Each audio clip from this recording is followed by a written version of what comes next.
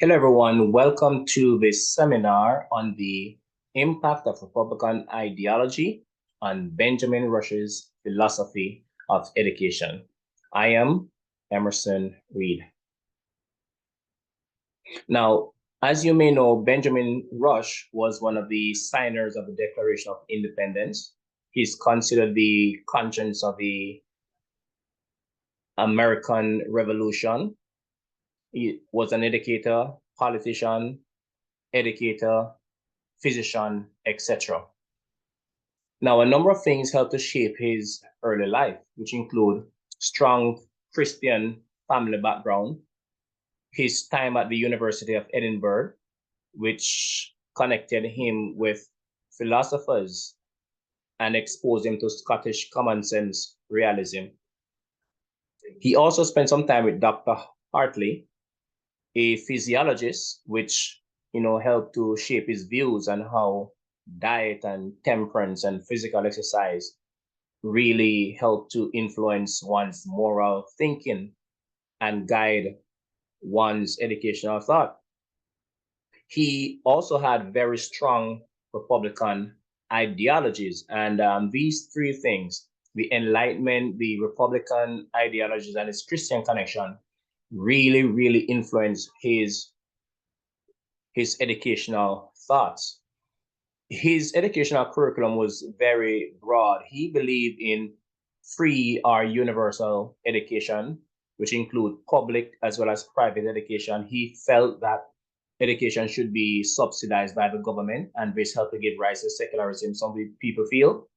And he also felt that if Black people were emancipated, civilized, and be taught Christian moral ideals, then they could be cured from their disease of Blackness, right? As it relates to women education, he felt that women had a significant role to play in shaping the morals of their sons so that they could become better Republicans to serve the Republic.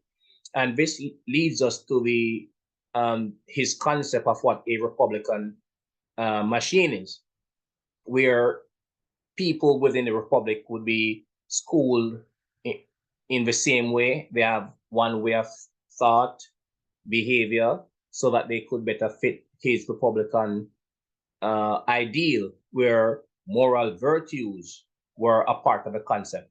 He also strongly believed that morality and the Bible plays an important role in one's education. And so for him, that was central.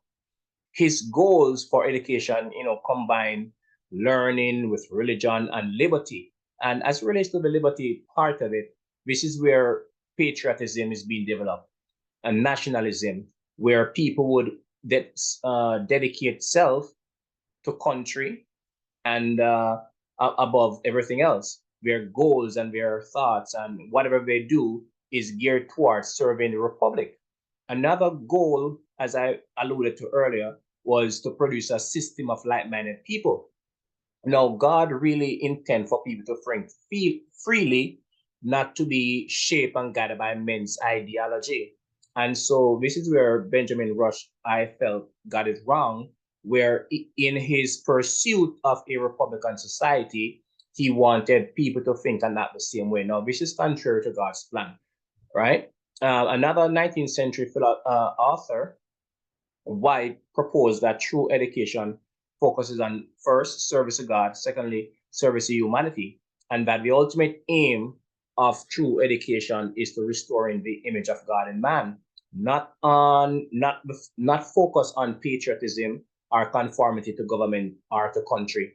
And so this is where I think Benjamin Rush, in his zeal to develop an ideal Republican country, really pursued at all costs, where people would think and act the same way uniformly, and so there would be no opposition to government.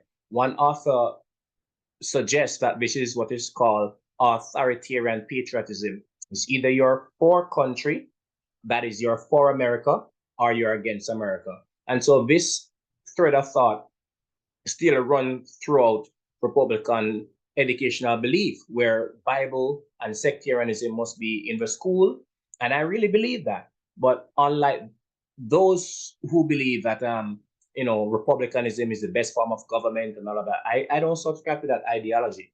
I feel that yes, Bible is important to develop character morality, but I don't think people should be forced to conform to a specific way of belief and a specific way of thinking.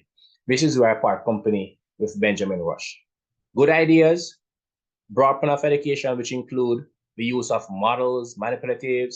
His curriculum include the three R's, the study of English language, foreign language, music, and natural history and geography.